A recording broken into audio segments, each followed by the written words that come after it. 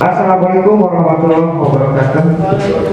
Selamat siang teman-teman, baik yang ada di tempat ini maupun yang mengikuti secara online lewat Instagramnya Dinas Pariwisata dan Kebudayaan Kabupaten Pandeglang.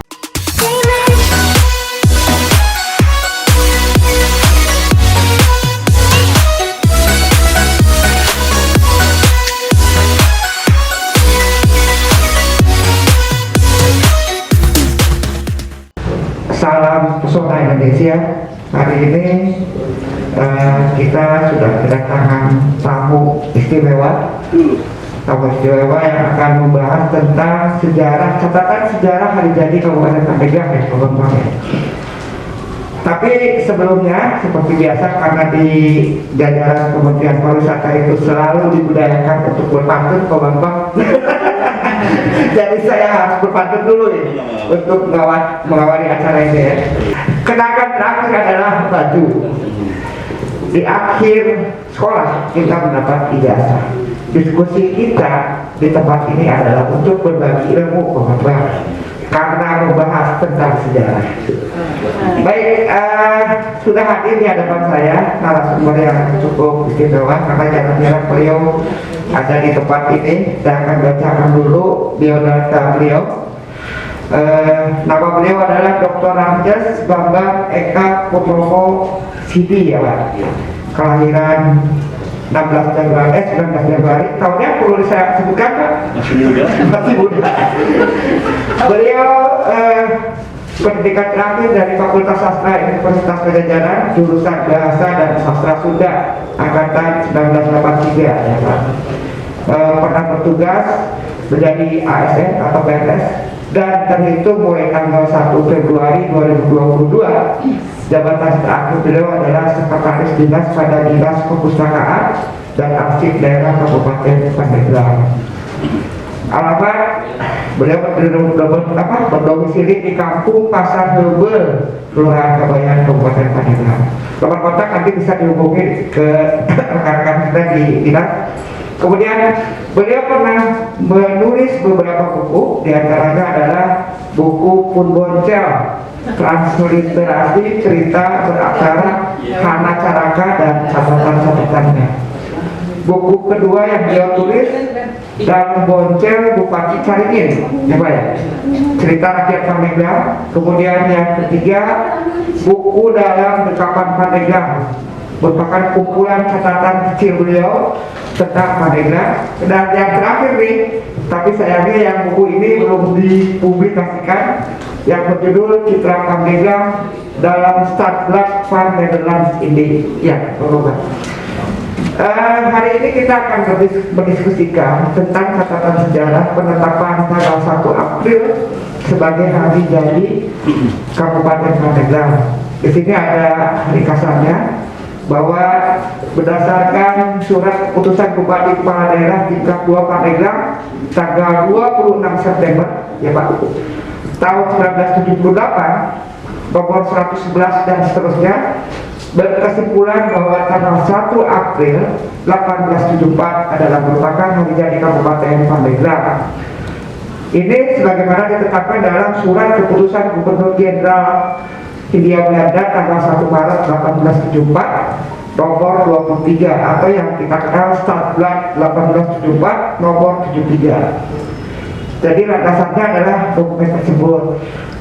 Nah, berdasarkan penelitian yang Pak Bambang lakukan, ada beberapa catatan yang memang harus kita diskusikan hari ini terkait penetapan tanggal 1 April ini. Mungkin berawal dari definisi Stadblad aja dulu Pak Bambang, biar teman-teman tahu nih Stadblad itu apaan sih. Silakan Pak Bambang sambil ini dijelaskan, ada baiknya. Terima kasih. Assalamualaikum warahmatullahi wabarakatuh. Saudara-saudaraku semua yang mendengarkan di sana, juga terutama yang hadir di sini, terima kasih kehadirannya. Saya pun merasa tersanjung ya diundang piwara ngadongeng untuk bercerita tentang hal-hal yang pernah saya tulis, di antara berkenaan dengan sejarah penetapan 1 April sebagai hari jadi Kabupaten Pandeglang. Dan sebelumnya ada rasa kangen saya kepada para leluhur kita, para pendahulu kita, terutama para bupati dan ibu sebagai pendiri kabupaten. Dan itu ingin saya mengajak kepada semua hadirin, semua pendengar untuk sejenak memanjatkan doa bagi para bupati yang telah lama meninggalkan kita. Ila arwahi apa ya?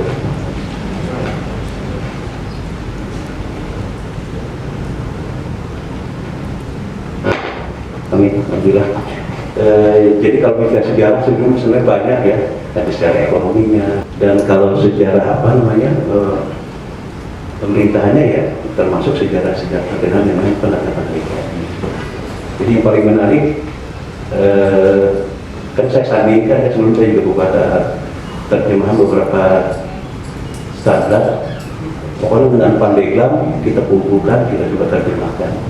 Dan saya tidak berani untuk mempublikasikan karena saya bukan penerjemah yang sumpah. Ini untuk keperluan sendiri. Kalau yang perlu sumping Pak. Harus kita lupa beberapa standar yang kita terjemahkan dengan Pandeglang. Dan sekarang kita kasih judulnya Citra Pandeglang dalam Standar. Kita bisa lihat Pandeglang itu seperti apa digambarkan dalam standar ada. Jadi sekarang berkenaan dengan tadi yang kita pertanyakan standarnya naon gitu ya.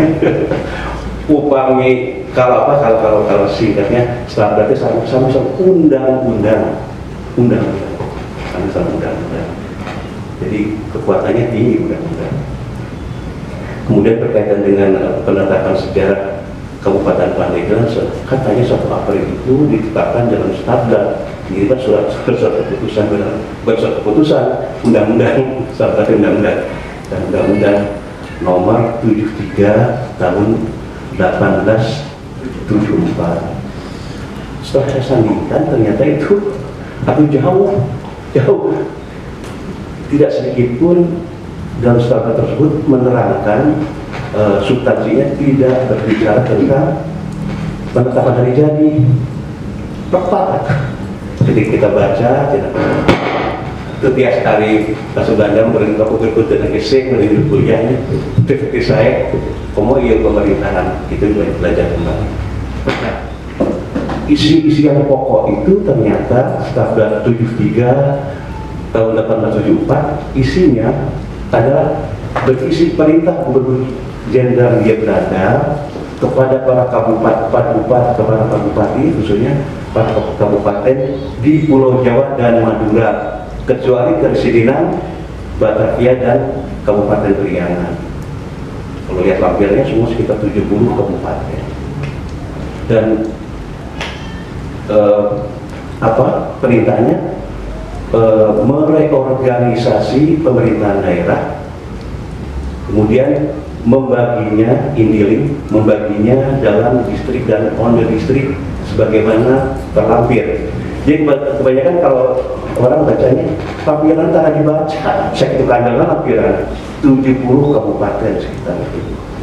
Dan yang mereorganisasi kabupatennya, struktur organisasinya di Banten itu bukan Pandeglang aja.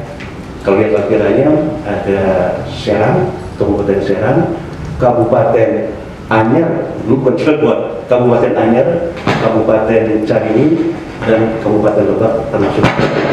Jadi semua melakukan itu. Hari panitia di Urang, makanya tadi jadikan di Timangsa. Ya, di Timangsa hari jadi satu pas sekali gitu. Nah, pasnya itu pertama lihat disandingkan antara perdanya dengan standarnya, disandingkan aku kesini mah pada orang baik atau kalau kaki lo sebenarnya beda momentumnya dicari tanggal kan. Ya pertanyaan waktu itu belum mendapat informasi atau data tentang standar yang lain yang lainnya. Yang kedua ya, jadi Jadi ada 70 kabupaten di Pulau Jawa dan Madura. Jadi yang melakukan mereorganisasi strukturnya. Jadi kalau kita lihat istilahnya reorganisasi kemudiannya mereorganisasi struktur pemerintahan itu maksudnya mereorganisasi struktur pemerintahan yang telah ada. Yang saya, jadi kabupaten emang saya. Jadi semua yang masuk dalam lampiran Staddat ini artinya kabupaten nutus saya. Jadi kalau belum ada tidak terpanggil untuk merevisi. Jadi otomatis kalau tanggal 1 April 1874 dijadikan di masa lepas. Kalau kita baca itu harus sudah dilaksanakan pada 1 April 1874 bahasa orang lama itu. Jadi bukan Pak Bambang, berarti ketika Staddat itu dijadikan panduan, berarti ada 70 kabupaten kota yang hari jadinya sama. Kalau dilaksanakan, kalau dijadikan dasar penetapan hari jadi, dan ternyata orang mengumpul pada gelang Sementara ini catatan Pak Bambang, Pandeglang saja. Baru Pandeglang aja yang menggunakan 1 April 18 buat sebagai yang lain saya belum berapa itu. Yang kedua, pada saat Hindia Belanda berkuasa, ada dua buku, ada dua judul buku tentang laporan tahunan. Jadi ada laporan tahunan terkumpul. Jadi yang pertama ada yang namanya 6 register Van Nederland Indy. Jadi ada 2 buku itu untuk tahun 1865 sampai 1942. Jadi begitu Jepang dulu laporannya tidak ada. Setiap tahun laporan itu ada. Dan ternyata sebelum 1874 Pandeglang disebut saya laporan ada dirinya. Di laporan sudah ada. Jadi di sana sudah ada masuk, kalau misalnya ada tiga bupati yang sudah disebut namanya, termasuk asisten presiden Pandeglang. Itu di sana yang sudah disebut juga namanya J. Hasselman. Ada itu juga sudah ada. Menurut informasi, beliau dilantik tanggal 23 Februari 1848. Artinya tahun 1848 tos aja Pandeglang. Kabupaten tos aja. Buat Gubernur Hindia mengirim asisten Pandeglang. Kalau PR-nya tidak ada, itu sudah ada. Terus para bupatinya juga ada. Termasuk yang bupati pertama itu Raden Tumenggung Condronegoro. Menurut beberapa buku yang saya baca, beliau dilantik beberapa waktu setelah asisten Pandeglang dilantik. Dalam praktikanya beliau hadir, itu diceritakan dilantik dari saya nggak apa tapi kayaknya dari pendopo dilantik terus berjalan menuju masjid, tempatnya sana lokasinya tempat peletakan batu pertama. Jadi menetapkan batu pertama dan beliau berpesan agar para pejabat waktu itu di Pandeglang menghormati bupati ini dengan cara Jawa gitu. Ayah sembah suku sekarang itu perintah dari asisten presiden. Jadi yang kedua itu, jadi Pandeglang sudah disebut Hidden Regenskap, jadi Kabupaten Tengah Pandeglang terkumpul begitu. Jadi tos saya sebelum 1874. Kemudian saya menemukan ini potret tentang perayaan atau resepsi pernikahan Bupati Putri Bupati yang kedua, namanya itu yang kedua, yang Raden Ariana Tadiningrat itu 1865 fotonya. Hartina eta situasi pendopo terus saya, itu saya bupati 1865 terus saya berarti bupati terus saya dirinya.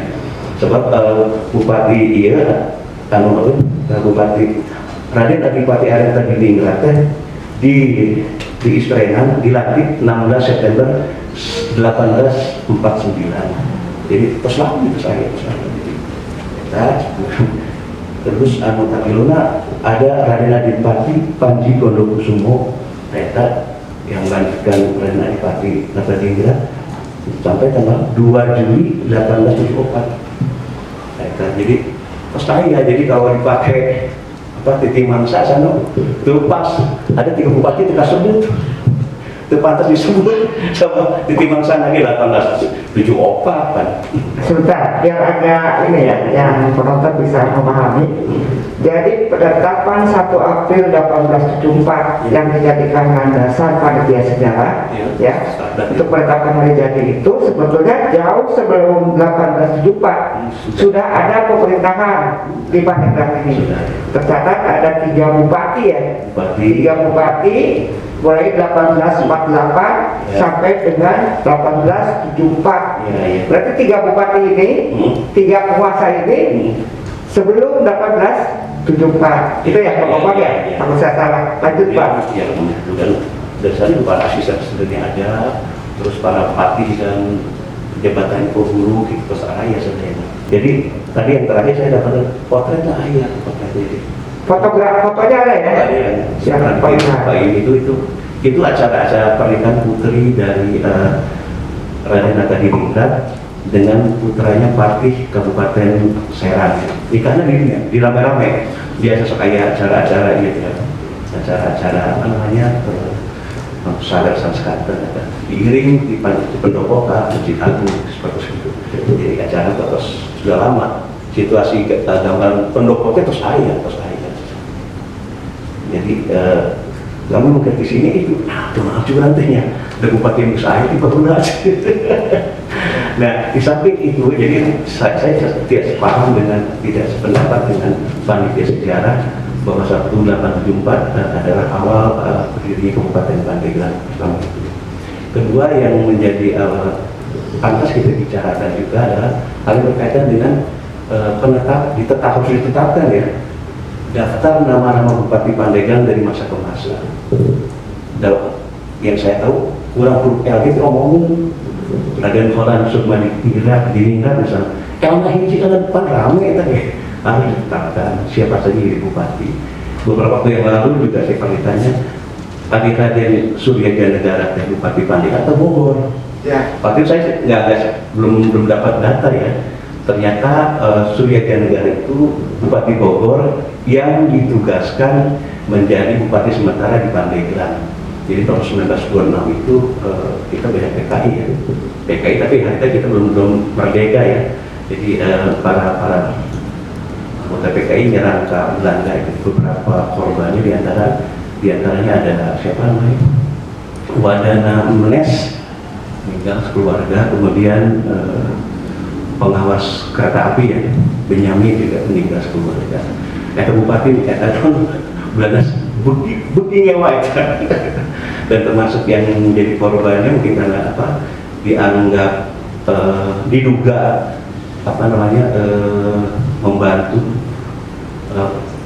membantu mungkin ya. Jadi Kiai Cari ini juga di tahanan luar dipindahkan ke Cianjur dan menjelang di masa tuanya beliau baru dipindahkan kembali ke Caringin. Kita tidak seperti itu. Jadi banyak hal yang harus dibicarakan mengenai susunan kepanitiaan.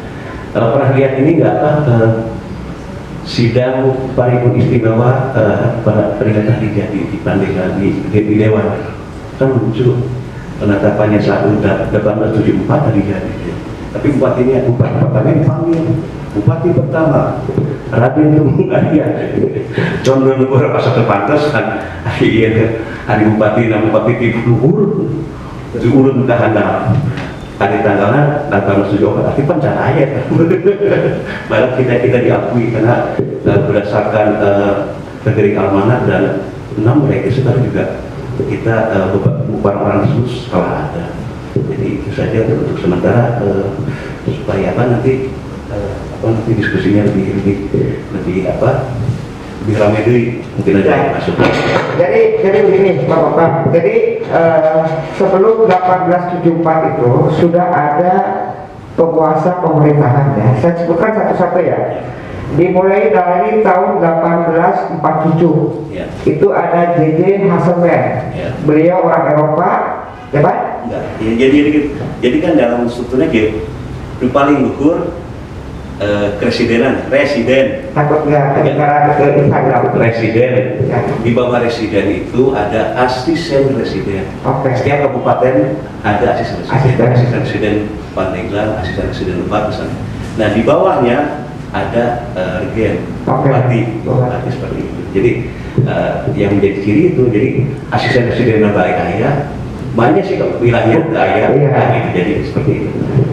Untuk penamaannya Pak, pada sebelum 1874 itu sudah ada Kabupaten Pandeglang atau beda nama? Jadi sebutannya Midan Regenskap, Midan Segata ya Kabupaten Tengah, ya bentuk Tengah Pandeglang begitu. Oh, Kabupaten Pandeglang Tengah. Ya, Kabupaten Tengah Pandeglang. Oh, oke. Ibu kotanya? Ya.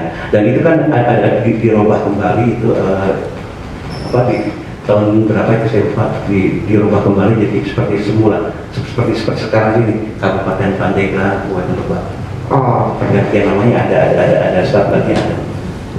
jadi dari sisi penamaan wilayahnya masih belum seperti sekarang ya bayangannya ya. Yang awal-awal seperti itu. Kabupaten Caringin mungkin ya. Kemudian Kabupaten Tengah. Oh, kalau Caringin itu West. Oh, beda lagi ya. West Caringin. Jadi kabupaten sana barat. Nah, kalau Serang karena di utara Juit ya.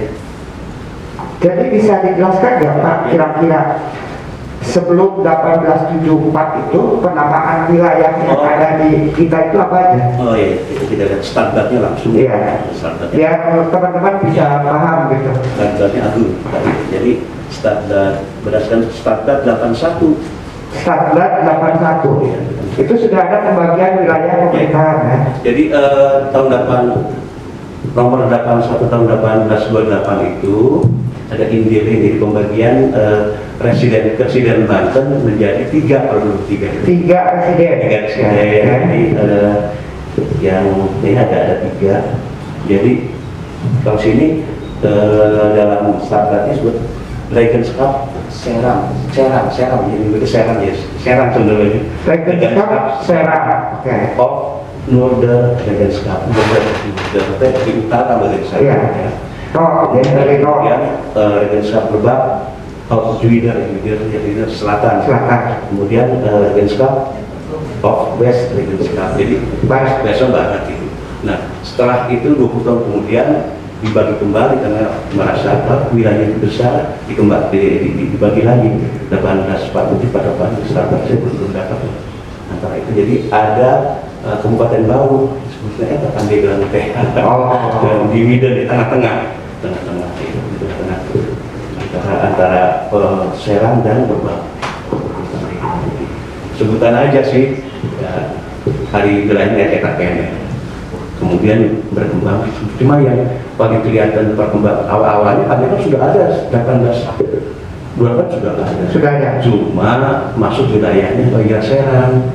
Dan itu tingkatannya masih distrik Wadana masuk ke Serang. Jadi, sama Cimanuk aja masuknya ke Caringin bukan ke kita. Jadi, itu ibu kotanya Serang. Ya kan? Sebelah barat ibu kotanya Caringin, gitu ya Pak. Dan sebelah selatan itu ibu kotanya di Lebak atau di Warung Gunung ya. Warung Gunung kayaknya pernah di Warung Gunung gitu. Nah, dari catatan-catatan yang Bapak gambarkan tadi berarti ada pendapat baru ya, mungkin pendapat baru atau argumen baru yang seharusnya apa yang harus kita lakukan untuk memperbaiki catatan sejarah yang selama ini sudah ada. Nah, yang paling kita inginkan, kita berharap para stakeholder itu ada keinginan mau membuka kembali, membaca kembali semua informasi dan data tentang sejarah Pandeglang. Dibuka aja ya, gampang nggak ada yang ganti, terus lengkap katalah. Nah, nanti buat tim atau seperti apa, kita susun kembali, kita masuk. Kalau yang dibarengkan atau nanti ada timnya seperti apa disiapkan. Jadi yang pertama itu kumpulkan kembali. Jadi pertama dibaca kembali semua informasi dan data sejarah tentang Pandeglang, termasuk sejarah bangsa ini. Benar itu sih informasi saya baik, dan juga belum yakin benar bahwa apa yang saya sampaikan juga benar gitu. Mungkin yang lain lebih lengkap datanya gitu, seperti itu. Tapi memang data sejarah mah gitu iya, satu itu jangan panggil mungkin bohong, jangan ada nama itu. Saya tadi ingat kalimat yang disampaikan oleh teman-teman penikmat sejarah ya, bahwa sejarah itu adalah sebuah kepastian dari ketidakpastian.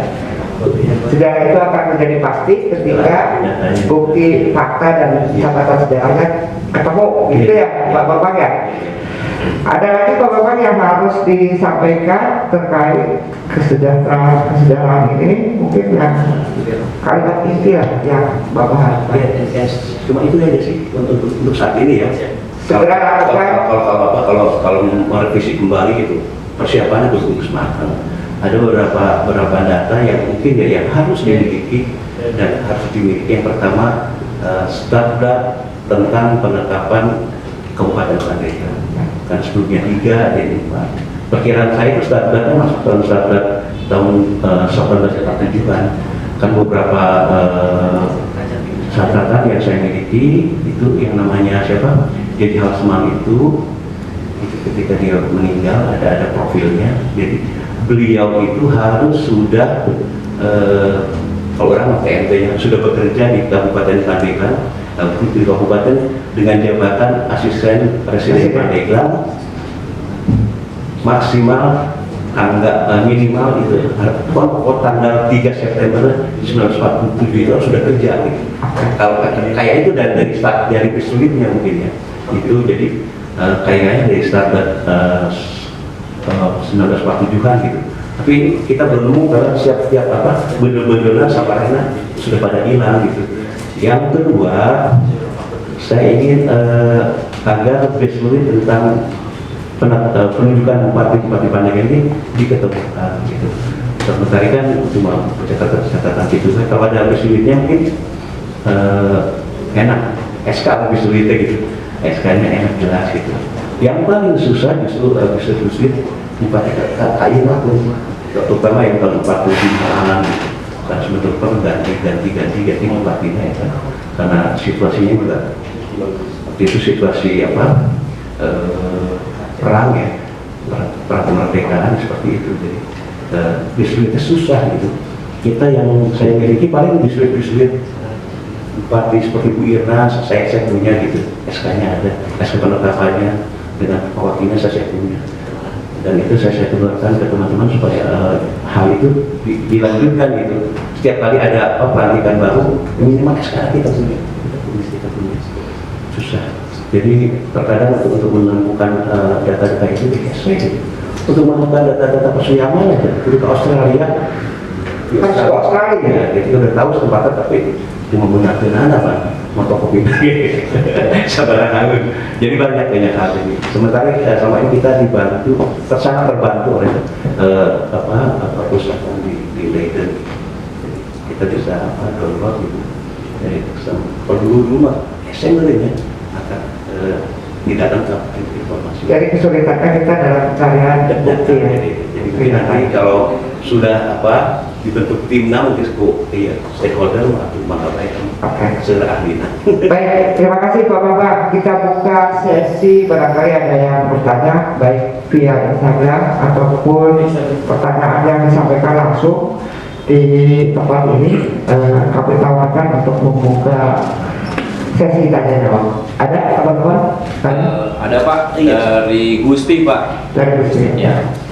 Asal mula tercetus nama Pandeglang itu sejarahnya bagaimana Pak? Terima kasih. Oke, Bapak-Bapak langsung dijawab Pak.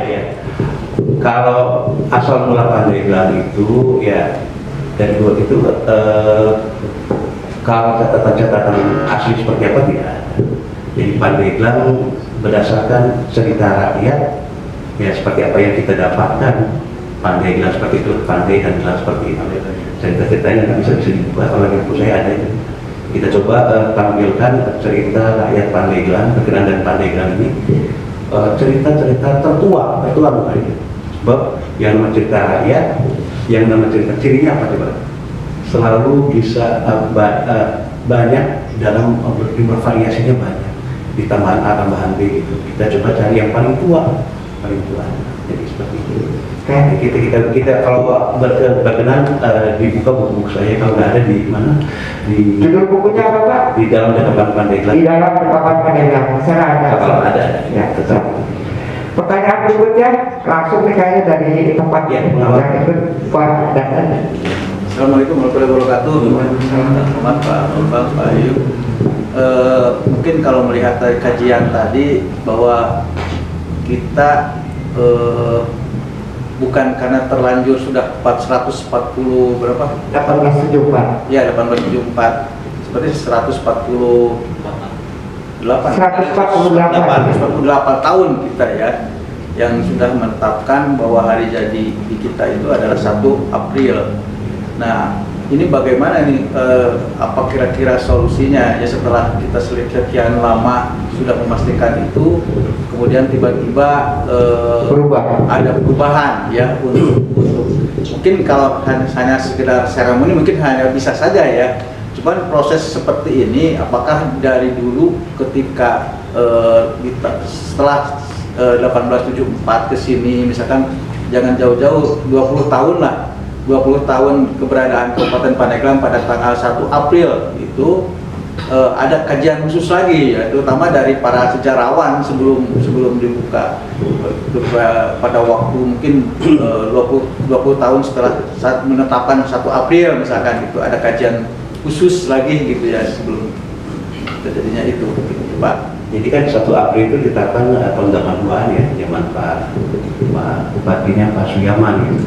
Jadi sebelumnya peringatan hari jadi kabupaten Keayang itu ya, Keayang.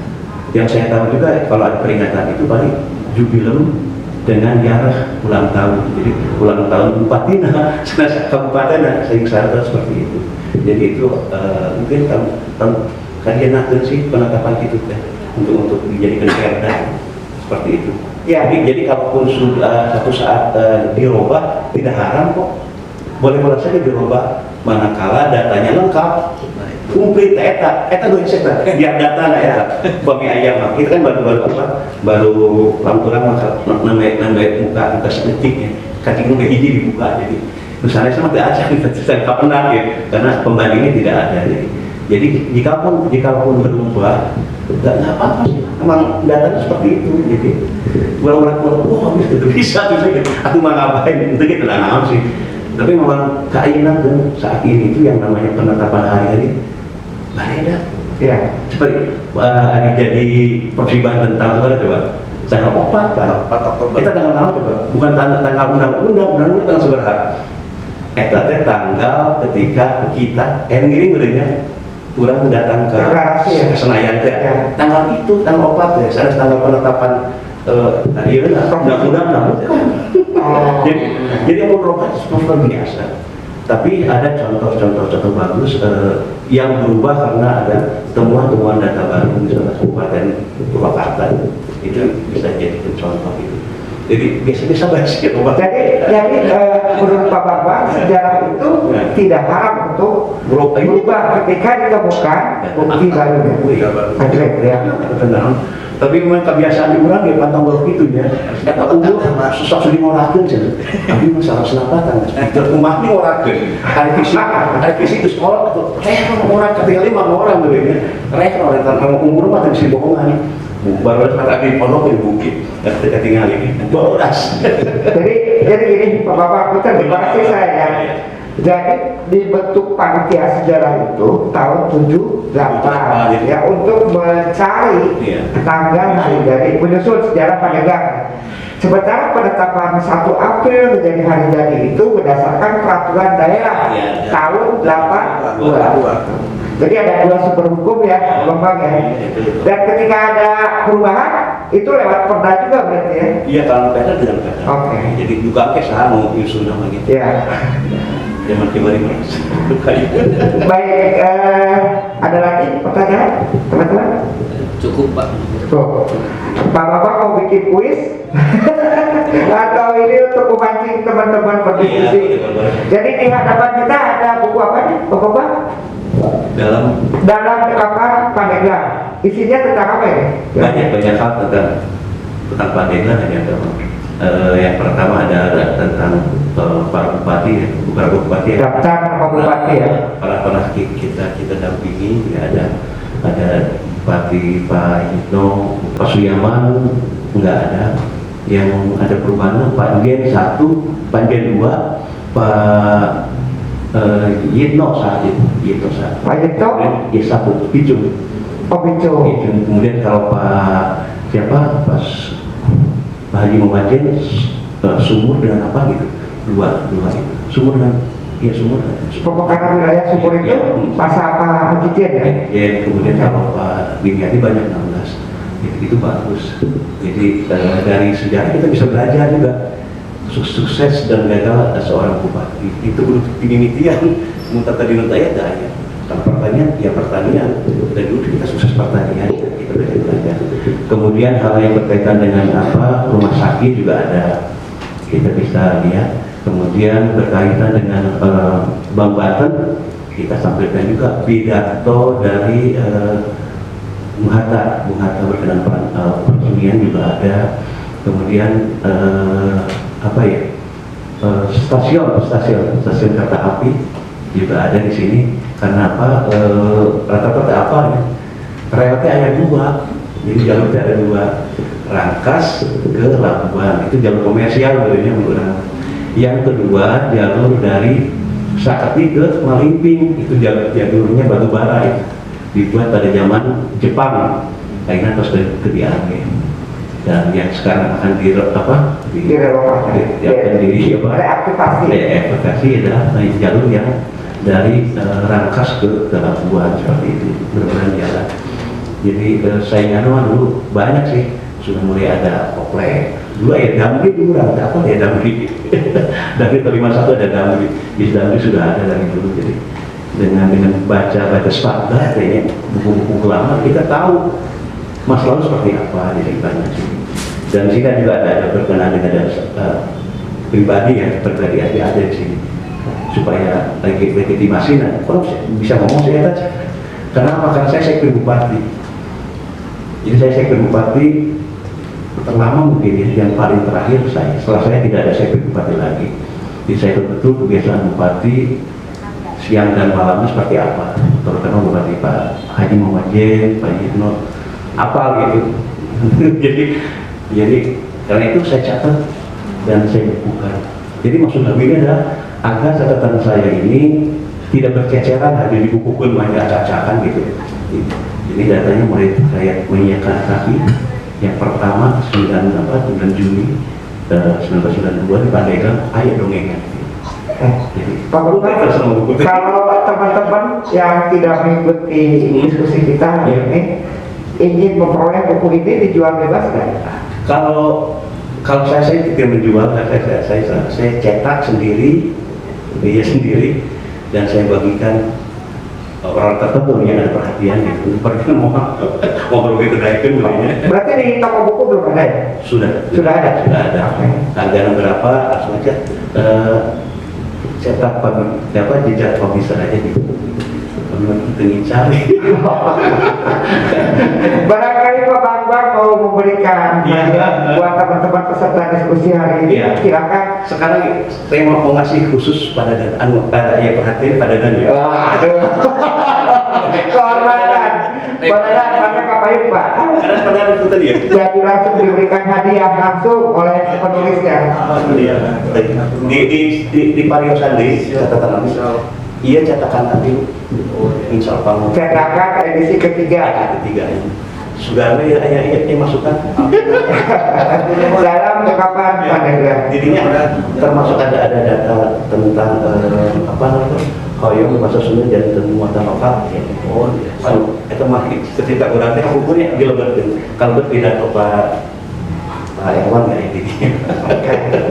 Kantor nuhun Pak Bangga. Nu sanes nama mangga terlampung ieu di pantai nu sanes nama. Ya. Jadi sebelum saya tutup, saya memberikan sesi terakhir untuk Raja. Barangkali masih ada, kalau tidak ada kita close. Ada banyak catatan yang bisa kita peroleh dari pembicaraan kita hari ini, terutama terkait catatan sejarah yang memang harus dilakukan kajian ulang ya. Dikaji ulang, kemudian diinventarisir lagi bukti-bukti dan data dukungnya. Ada? Saya kira sekian Pak Bambang, terima kasih atas informasinya. Mudah-mudahan apa yang kita diskusikan hari ini bisa bermanfaat buat kita semua, buat teman-teman yang mengikuti di baik di Instagram ataupun nanti setelah online-nya selesai, ini akan kita upload di YouTube-nya Dinas Pariwisata dan Budaya. Jadi bisa mengikuti secara offline di channelnya Dinas Pariwisata dan Budaya Kabupaten Padang. Sekian yang bisa saya sampaikan. Kurang lebihnya kami mohon maaf. Mudah-mudahan bisa bermanfaat untuk kita semua. Hatur nuhun Pak Bambang. Assalamualaikum warahmatullahi wabarakatuh.